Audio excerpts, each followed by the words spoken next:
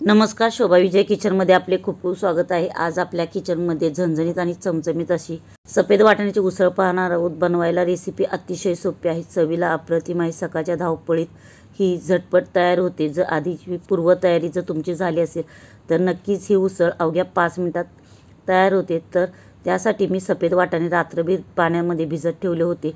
जर तुम्ही वेळ नसेल तर 5 ते 6 तास कोमट पाण्यामध्ये भिजत ठेवले तरी चालते। तर हे वाटाणे 2 ते 3 पाण्याने स्वच्छ धुवून घेतलेले आहेत आणि हे वाटाणे कुकरच्या भांड्यामध्ये काढून वाटाणे बुडून थोडेसे वर पाणी वर राहिले इतके मी पाणी मिक्स केलेले आहे। तर इथे वाटाणे शिजताना मीठ जर टाकले तर वाटाण्याला अप्रतिम अशी चव येते। तर म्हणून चवीनुसार मीठ टाकून 1 चिमूटभर सोडा घातलेला आहे, जेणेकरून आपला वाटाणा लवकर शिजला जाईल व त्याची शिजल्यानंतर जी साल सेपरेट होते ती होणार नाही। तसेच वाटाणा शिजल्यानंतर छान दिसावं म्हणून पाव लहान चमचा हळद टाकून आपल्याला हे वाटाणे कुकरला 2 ते 3 शिट्या काढून छान शिजवून घ्यायचे आहे।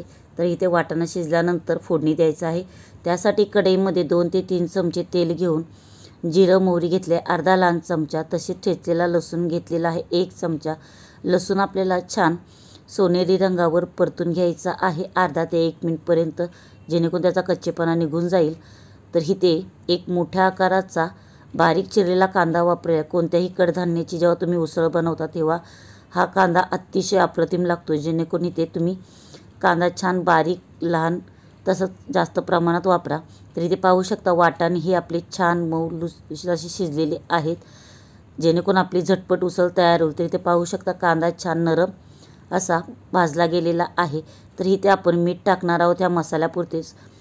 जेवढा आपला कांदा आहे किंवा मसाले वापरणार आहोत त्यानुसार मीठ टाकायचे आहे। तर मीठ इथे वाटाणा शिजताना आपण वाटाण्याचे मीठ टाकलेलेच आहे, तर इथे नुसते कांद्यापुरतेच मीठ टाकणे। तसे हळद टाकलेले आहे अर्धा लहान चमचा, कांदा लसूण मसाला घातला 1 चमचा।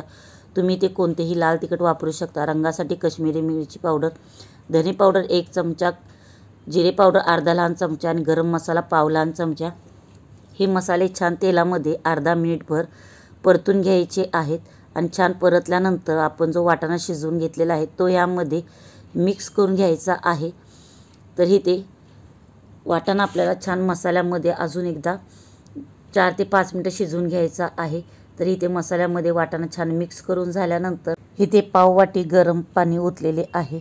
जसजशी भाजी थंड होत जाते तशी ती ड्राय म्हणजे सुकी होत जाते, म्हणून इथे थोडे पाणी वापरले आहे। पाणी मिक्स केल्यानंतर झाकण ठेवून मध्यम आचेवर 4 ते 5 मिनिटं मसाल्यामध्ये हा वाटाणा छान शिजवून घेतलेला आहे, जेणेकरून सर्व मसाले आपल्या या उसळीला एकसारखे तसेच मस्त लागतील। तर ही आपली झणझणीत चमचमीत अशी सफेद वाटाण्याची उसळ तयार आहे। नक्की ट्राय करा।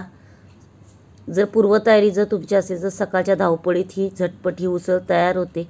तर ही उसळ तुम्ही रोटी, नान, चपाती, भाकरी कशाबरोबरही खाऊ शकता।